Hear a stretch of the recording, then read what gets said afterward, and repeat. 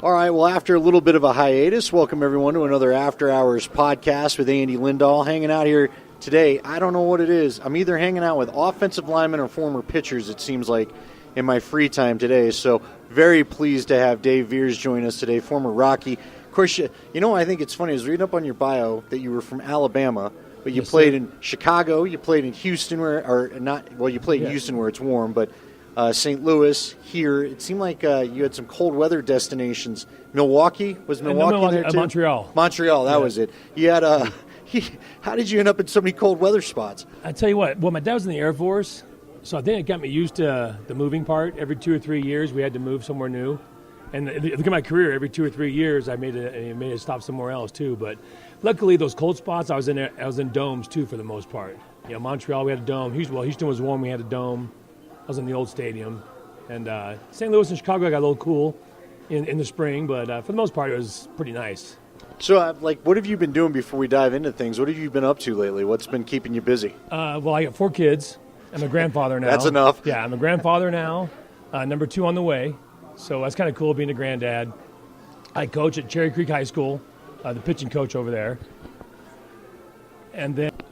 Paused right after you said that. All right, so give me the name of the lighting company. Where can people find you there? Well, that's what I'm working on. Okay, all right. I was with the company for 7 years. I was with a partner and kind of decided to go on my own. I haven't done anything lately with it, but focused on baseball, working with the kids. But I'm going to start doing some lighting stuff here pretty soon. So we'll get back to that in a future podcast to promote my lighting stuff. All right, we definitely will get the website up and running and all that. Yeah. So now are you one of the guys, I know with some of the football guys, like when they're done, they're done. Same with, I don't know, I feel like with some of the baseball game guys, you're never really done with it. You stick around the game, you seem to pay attention. Do you watch the modern game, or have you had your fill? When I first retired, which is officially 2008, I have 3 boys and a daughter. My 3 boys all played lacrosse. So they're, 8 to 17 at the time. So all my focus was on lacrosse. I didn't really watch baseball. I might go to 1 baseball game a year, and that's more with a friend. So everything focused on my kids. I think because I traveled so much when I was playing, it was hard for me to justify doing my own thing some more. So I really just focused on my kids' sports. My daughter played volleyball. My boys played lacrosse. So I was out of baseball for about 5 or 6 years. And then once the kids got older and started, getting jobs, one son's in college now. Like I said, my daughter's, I'm a granddad now. So I'm friends with Mark Johnson over at Cherry Creek High School. I've known him for 20 years when I played with the Rockies back then. And I started getting into baseball, and he's like, hey, come out and, work with my guys, or would you mind helping me out? And, I know baseball a little bit more than anything else. So it was kind of a natural fit, and to see the game the way it's changed a little bit, it's definitely different than what it was when I was playing. And not that it's hard to watch, but I miss the old school, and I think kids need to learn, the old school way as well. It's changed a little bit. So and hopefully I can add my 2 cents and, had a pretty good career for a guy that wasn't very good. And hopefully I can pass that stuff on. Well, first off, I want to tell everybody we're hanging out here at Juicy Burger and Dog. Stop on by Yosemite and Arapahoe. Paul, we got any specials you want to yell out there today real quick? Specials this week because of the weather is everything. It's hot. It's our tater tots do really well. Everything's fresh. Every morning we press our beef. We do our all of our fries, Idaho fries, and everything is fresh every day. Beer battered onion rings. Oh my gosh! Excellent. Yes. I can remember when we used to bring them by, and you guys would have me on while you ate. Yeah, greasy keyboards when we were done and all that. So come on by. All right. So it's funny that you would bring up that your kids played lacrosse, because I often don't tell the baseball guys. I left. Now I had some coaches that I loved, but I had a couple coaches that just kind of burned me out on baseball by the time I got to high school. And I wanted to try something else. And I love my dad. My dad was awesome, but he was also the car coach on the way home where you're just like, all right, I don't want to hear this anymore. So when I went to lacrosse, I thought at least they can't coach me anymore, because they didn't really get the game. I think it's not the same thing. You think so? Yeah, I think so. I can't yell at them because I tried yelling stuff on the sidelines, but had no idea what I was talking about. Right. So I learned pretty quick just to keep my mouth shut, because I had no idea. Well, I will tell you, my dad was awesome because I'm still playing today. I'm 44 No and way. still playing with a bunch of the same guys. awesome. So, was it hard for you though? Like, what was hard? The only thing that was really hard for me is that I know this broke my dad's heart when I switched. He loved me playing baseball more than any of the other sports. So, was it hard for you to watch that? It wasn't really. I think because they're pretty good at it, it helped. And I was still playing at the time, and one son quit because of a coach. Unfortunately, it was one of those experiences where, the guys on the team, he was a new kid on the team and kind of was alienated a little bit, maybe because he was my son, I don't know. And, when the coach called to play fall ball, and he's like, no, I didn't have any fun. The kids were mean, the coach, yelling at they're 9-year-olds, telling pitchers to throw at hitters, F-bombing the umpires. And, he went from playing rec league to the best team in Castle Rock, from a coach pitch team. And, so he didn't have a whole lot of fun. And then his best friend in middle school, his dad coached lacrosse. And my wife was a heptathlete in college, which is probably where they got their athleticism from. And he could run and gave him a lacrosse stick and never touched his glove again. And it was tough for me because I can't help with lacrosse. Right. At least I could coach baseball. I know a little bit about it, but like I said, it was fun to watch. My favorite sport was basketball. Slow, short, white guy. I couldn't jump, wasn't going very far. So I think I realized, okay, that's not my future. So I get it, lacrosse. I could watch lacrosse all day, just like volleyball. I could watch it all day. It's so fast and quick pace, and so I don't blame them for going that route. And I would say baseball was so hard. They had to go somewhere else. See, and I want to get into your career, obviously, but I am curious. I mean, what do you think? Because I'm coaching right now, and I don't know. I'm around a lot of coaches where you're just supposed to do one thing. And honestly, I'm coaching a couple kids right now. They're two of my favorite kids on the team. They've got other stuff going on. And frankly, I'm okay with it. I grew up in the time in, 80s.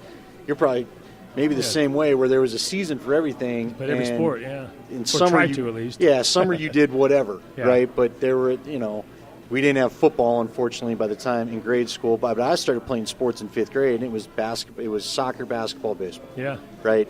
I mean, were you just baseball? You said you loved playing basketball. Are you a fan of this specializing? Are you a fan of them just doing one thing? I tried basketball. I got cut in high school. But I played rec league. I played, intramurals or whatever. So, I enjoyed playing it. Obviously, I wasn't that good. I never played football, which broke my dad's heart because he was a football guy. And everybody assumed because, I was 6'2", 220 when I pitched, football was a natural. But I graduated pretty small. I was a, 5'11", 175 my senior year in high school, so I wasn't very big. But I had no choice but to specialize in baseball because I wasn't good at anything else. And I think nowadays, like you said, it's so hard for kids to play multiple sports, even though colleges kind of preach that, multi-sport athletes. If you're at any type of high level at any sport, they demand you year-round, which is unfortunate because, like I said, I think we grew up in that era where you played every season was a sport. And the summertime came, you either played a little bit of Little League or Summer League baseball, and then you had, your summer vacation. But nowadays the competition is so great. I see it all the time, coaching at Cherry Creek, and we're trying to keep our Creek kids together for summertime, and all these different club teams are pulling them, saying you have to come here to play to get recruited. You got to play for us. To do this, you got to play for us. And I get it, because you're spending a lot of money on these club sports, and the parents think that this is what we have to do to get my son a D1 scholarship. And there's not very many of those around. See, that's the other thing that's crazy to me. Were you ever, you ended up being a professional athlete. My parents were always telling me, now, look, I wasn't flashing any athleticism that had any college coming to scout me early on in my life either. But I don't know when, I feel like parents, you talk to some of them, they just become obsessed with this becoming a way to pay for college when I was growing up, it was the grades first because that's the one thing you could count on. That's how you got in. Has that changed in your mind? Do you yeah, feel like sure. parents are more? Oh, there's no doubt. There's parents that spend a college scholarship or a college tuition on club sports and travel. Right. There's no doubt. I know parents that have easily spent $60,000, $70,000, $80,000 in the course of a 4-year, 5-year span for the kid to play a club sport. And nothing's guaranteed. Even if especially baseball, you might get 9 scholarships per team, 10 per team. between 30, 40 guys, that's not a whole lot of percentage that you're getting for scholarship money.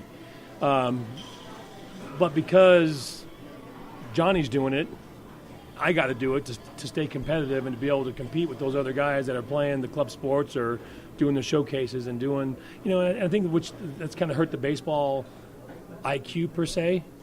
You watch a kid, they take a great batting practice, they can run like the wind, they take a great, catch fly balls, ask them what a hit and run is, or to move a guy over with a bunt, or to do this.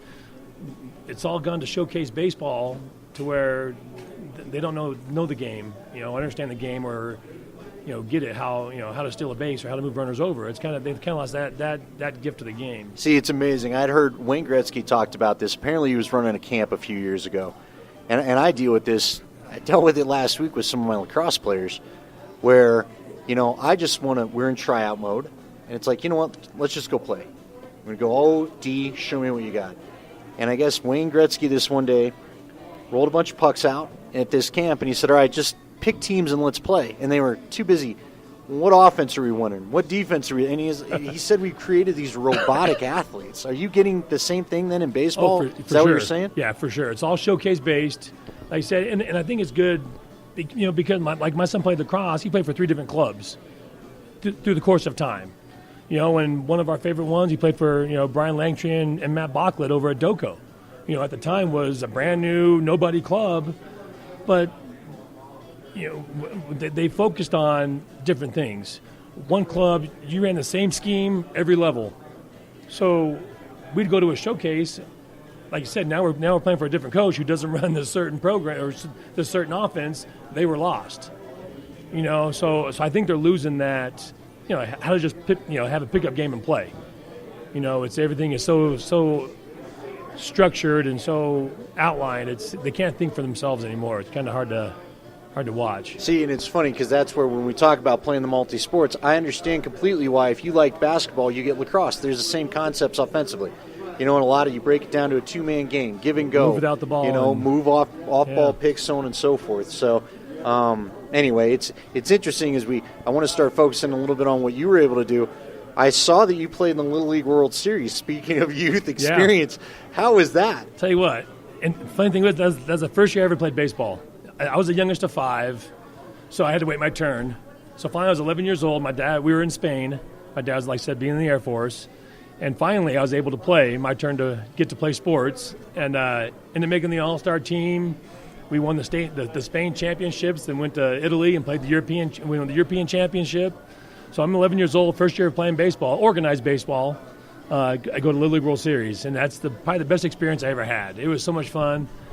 Seeing it now has changed a little bit. Now it's so televised and commercialized. As a kid, it's great. I wish we had it back then when I was playing.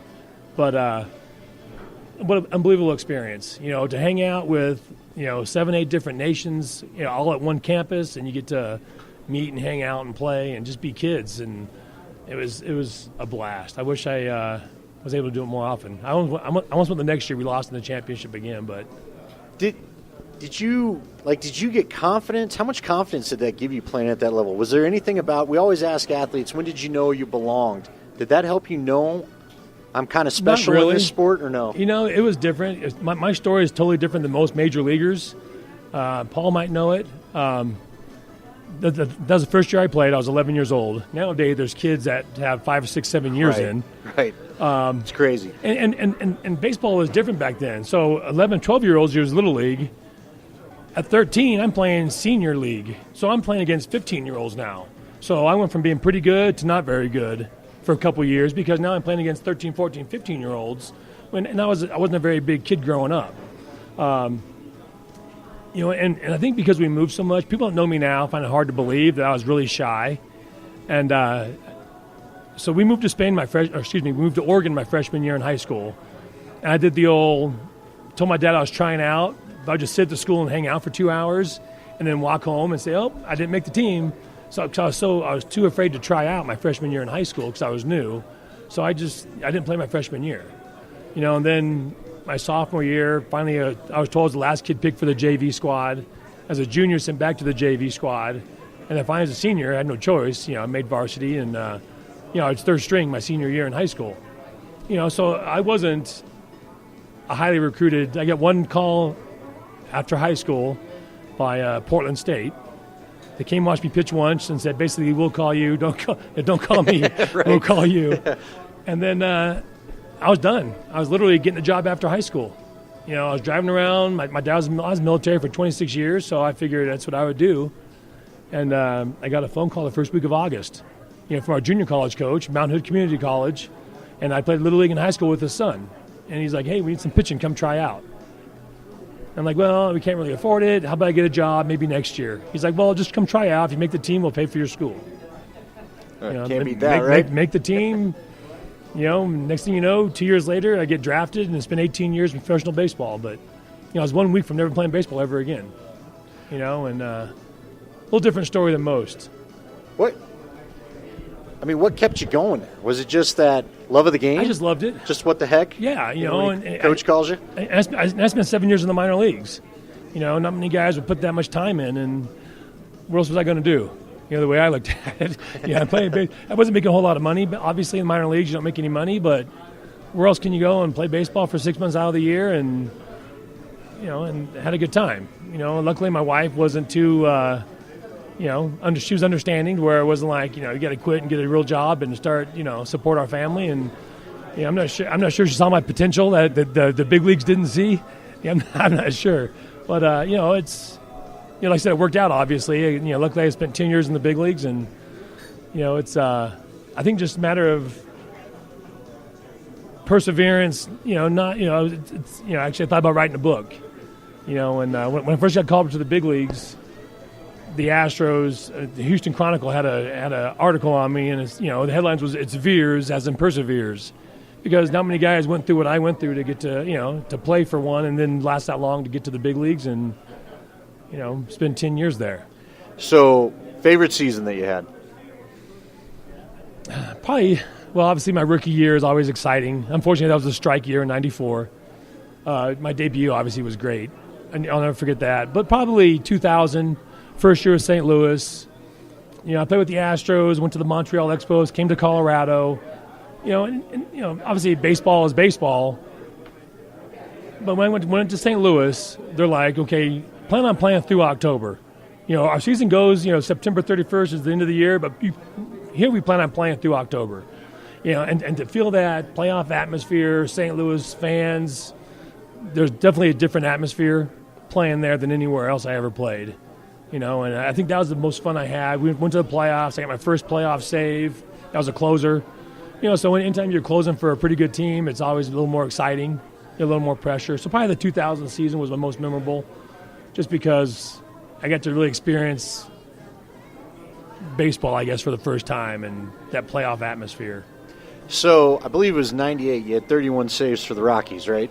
99. 99, okay. Looked like to me like a pretty good year. I thought so. Yeah. Again, not exactly the baseball expert, so I can't tell you all the numbers, but it looked to me like you had a pretty good year, a lot of fun. You even got a couple wins in there. I think you had a winning record overall. Yep. Well, what's it like saving games? So one of my buddies is Roger Bailey. Yeah, Roger really well. He's told me some great stories about Coors Field and so on and so forth, but what is it like having to save one at Coors Field? I tell you what, there's definitely a difference. Coors Field, and I think because I had pretty good success at pitching for the Rockies, I can say things without complaining. Right. Right. Obviously, if you sucked, then it's like, okay, he just sucked. He's bitter. Yeah. But like the first year had 98 had like a 2-point-something ERA at Coors with 70-some games pitched. Had 31 saves the next year. So I like to think I could speak on it and not be too complaining about it. But the hardest thing about Coors Field. The ball flew, obviously. The gaps were huge. The park was massive. But to me, the hardest thing was just making that adjustment every week. Because pitching is muscle memory, repeating that delivery over and over and over again. And you pitch at Coors Field, my slider might break, a foot and a half. My split finger breaks 2 feet this way. I go to L.A., I go to Florida, I go to New York, I go anywhere else basically but Coors Field. Now that slider's breaking 3 feet. So now I make the adjustment to throw my slider for strikes on the road. I do that for 2 weeks. Now I come back to Coors Field. Now that ball for strikes at L.A. is now a ball back down the middle of the plate. So now I got to make the adjustment. So that's probably the hardest part about pitching at Coors Field was that constant adjustment of, muscle memory, repeating that delivery over and over again is basically how you become a big leaguer. just because it's not stuff that makes you a big league pitcher or player. It's being able to repeat that mechanic and that delivery and your swing or whatever it might be over and over again. So to me, that was the hardest thing about pitching at Coors. Would you have liked? You were pre-humidor, weren't Yeah. you? Would you have liked a shot at that? I heard it was a big difference. Yeah.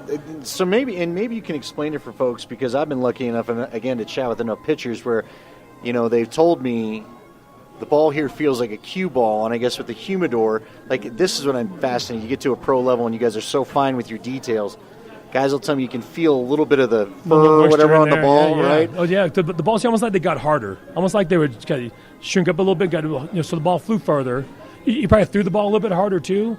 But, yeah, definitely the density of the ball, I think, became so much harder, which would, the altitude for one, but now the ball's harder, so it probably goes a little bit further that way as well.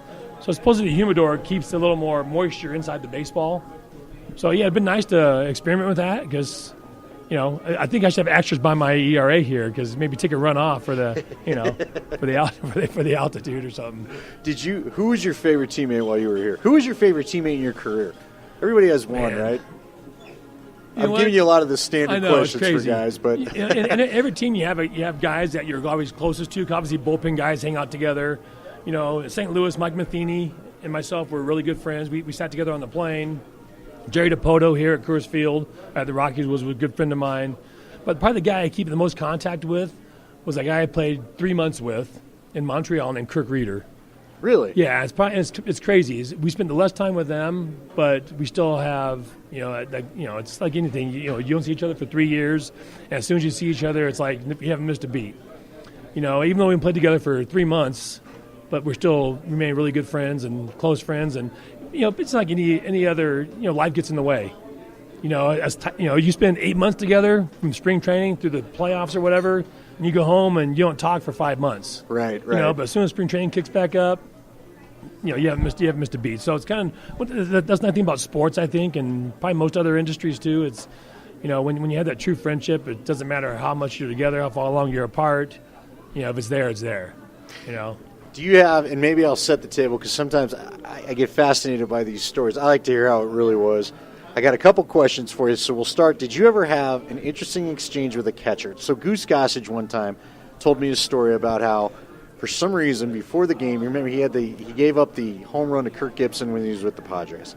He said for some reason before the game, the catcher got him talking about his record against Gibson, and he was bragging about how he owned him and this and that. So the home run goes out, and he told another funny story about the manager coming out, ready to take him out. He dog cusses him back to he said that guy's foot hadn't even hit the top step of the dugout before the ball left the yard. Yeah. And afterwards, he's in the clubhouse feeling like his career's over because he just cost him the game.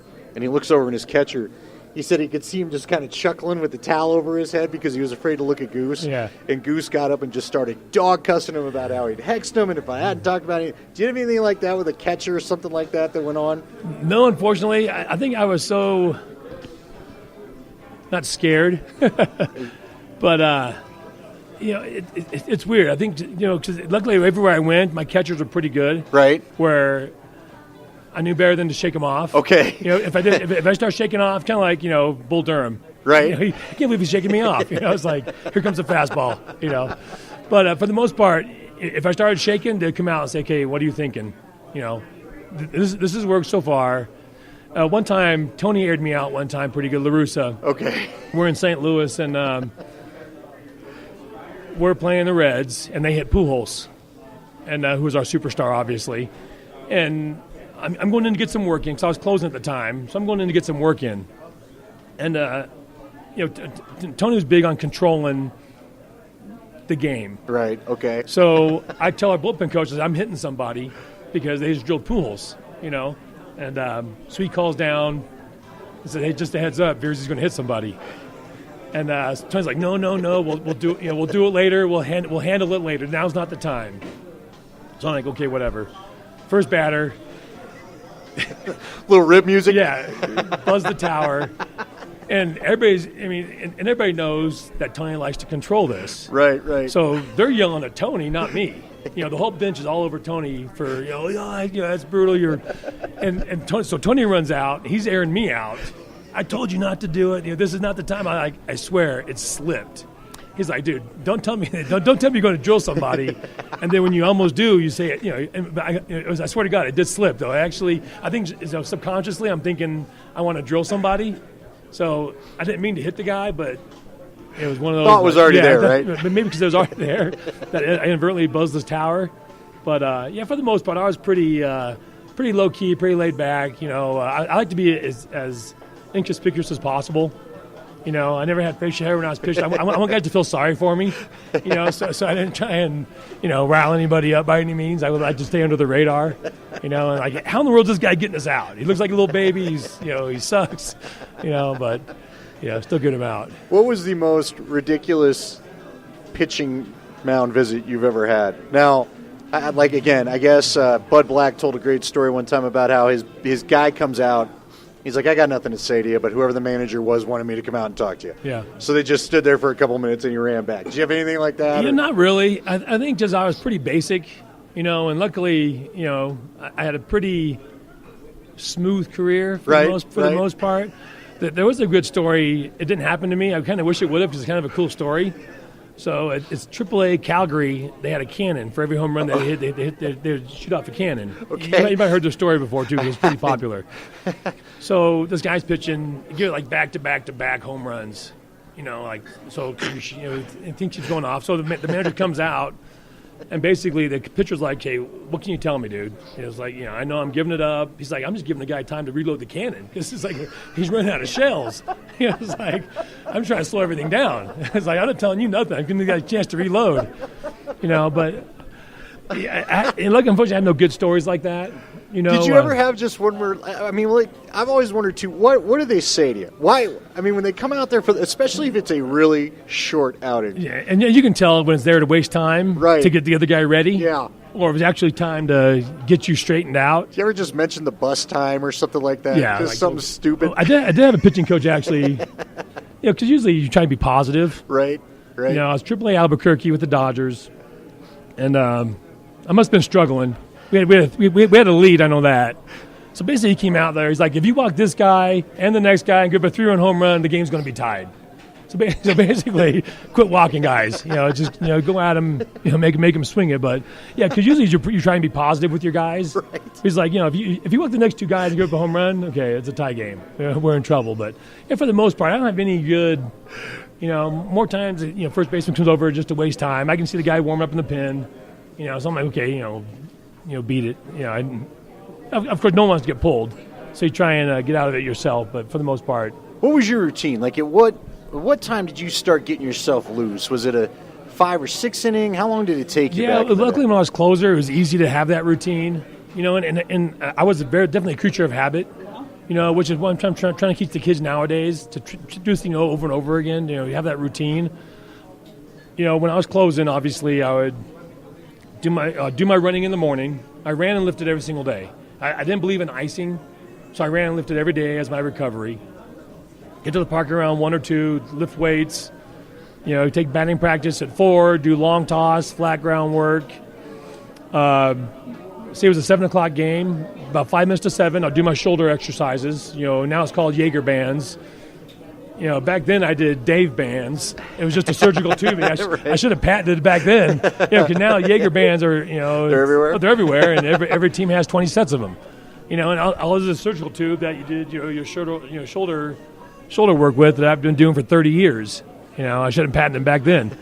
But so I did I did Job exercises and band work about 7 o'clock, and then I watched the first inning from the dugout.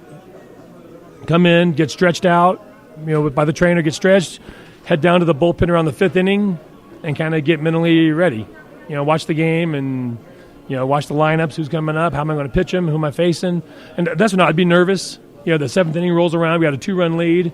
You look at the score, okay, I got, Jeff Kent, Barry Bonds, Glenn Allen Hill. It's like, okay, holy, that's when I'd be scared, seeing the lineups and who am I going to face.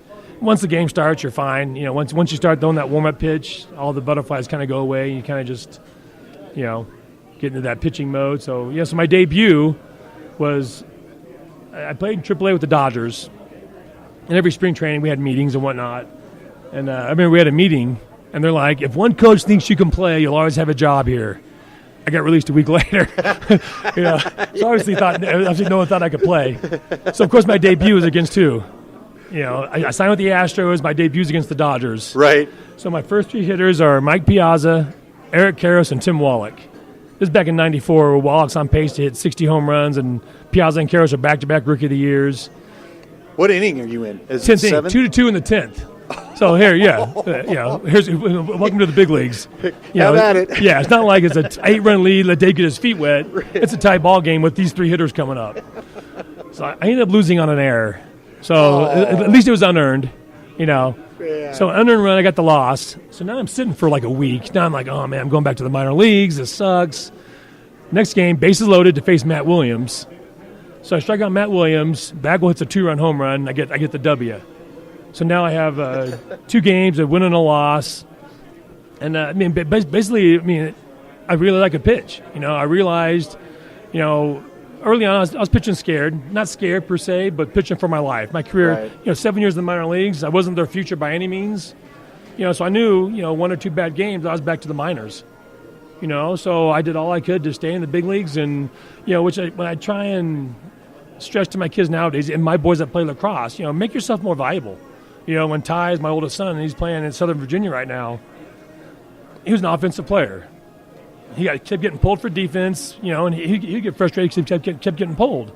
It's kind of like a midfielder, I take it? He was a midi, and he was an offensive, like most guys, right. Offensive-minded guys, and he got tired of getting pulled. Next thing you know, now he's playing offense and defensive midi. Next thing you know, he's facing off. So he's in college and playing. He's facing off at college and playing both ways on offense and defense. And I go, make yourself more valuable. That was my goal to every team I went to. It wasn't my stuff that made me any good. I came to the Rockies.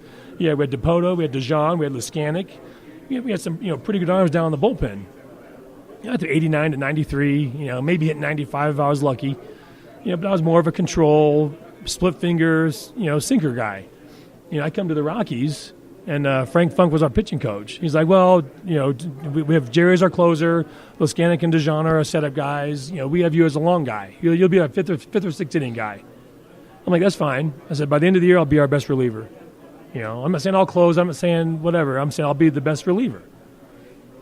I was closing by August, and I had a 2-something ERA that year. And because I made myself more valuable, whether it was pitching every single day, whether it was pitching more than 1 inning, I could close the game out. I could, pitch behind an account. I could, so I just made myself more valuable to the teams I played for.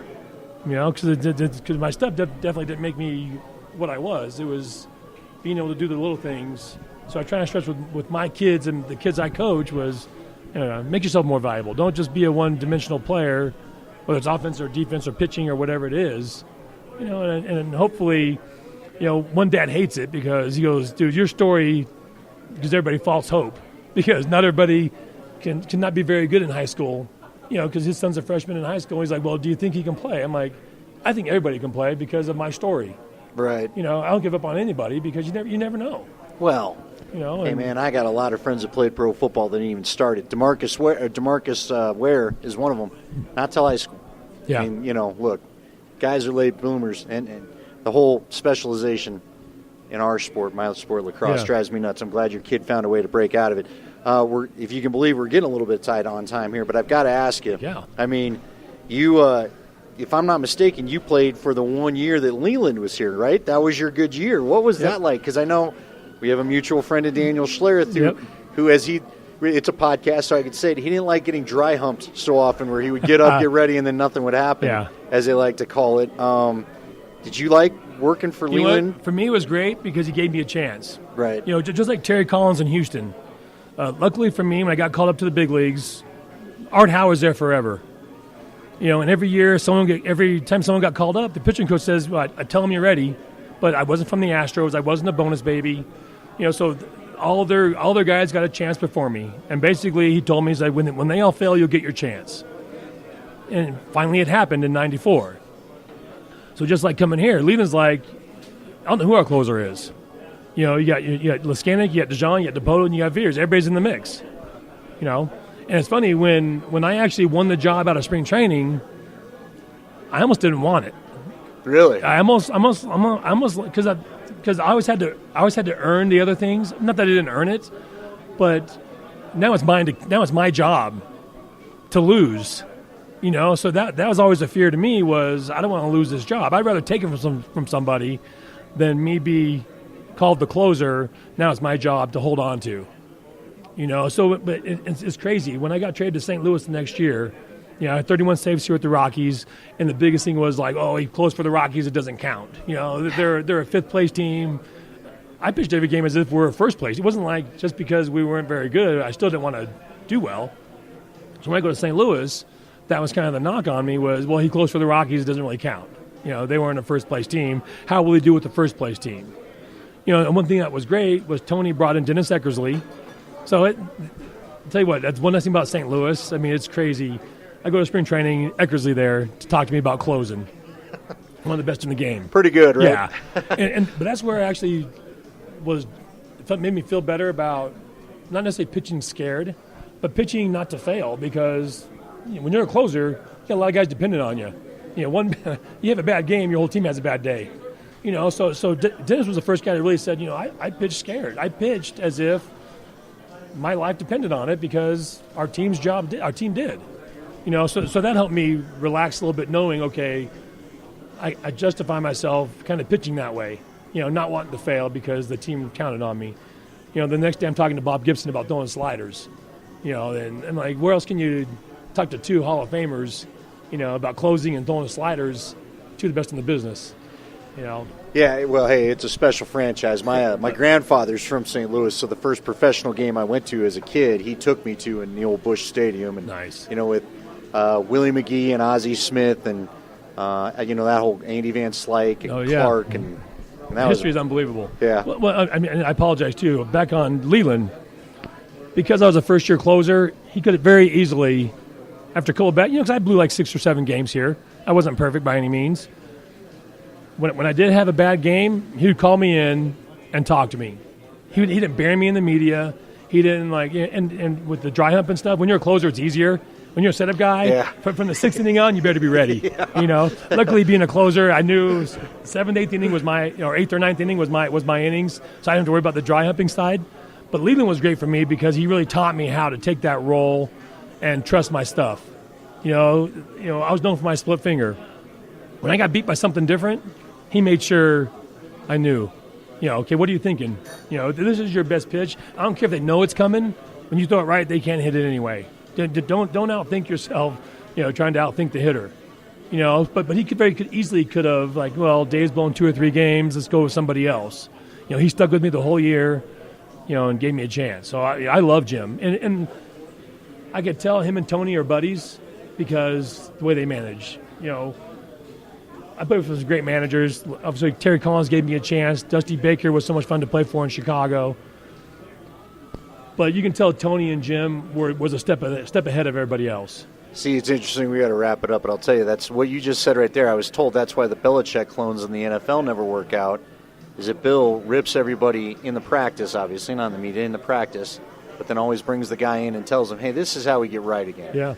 And it sounds like the great coaches just kind of get it. I'm going to be mad at you while the screw-ups are happening, but I am going to talk it out with you so we figure out how you get right. Another quick story.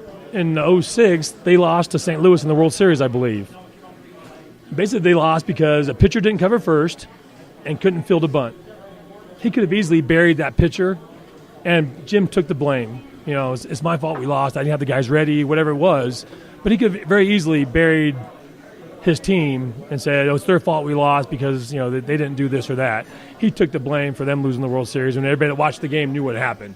So that's why I love him, and great respect for Jim.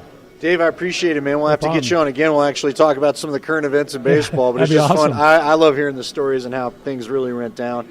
So that's Dave Veers, and again, when we get the lighting company website up, we'll let everybody know about it. Again, come check us out at Juicy Burger and Dog. What we'll start doing is make sure you're following their Twitter handle. I'm at Andy_Lindahl now, and we'll let you know the next time we're doing one of these here. Stop by for lunch. They're off Yosemite and Arapahoe. Come by anytime, get any of the char burgers. I certainly like their blue cheese char burger. So good. The beer battered onion rings, the shakes are phenomenal. You heard my buddy Tyler Columbus talk about it. We'll get you another episode a little bit later on in the week, but for now, signing off. This is Andy Lindahl for After Hours, and a big thanks to Dave Thank Ears. you.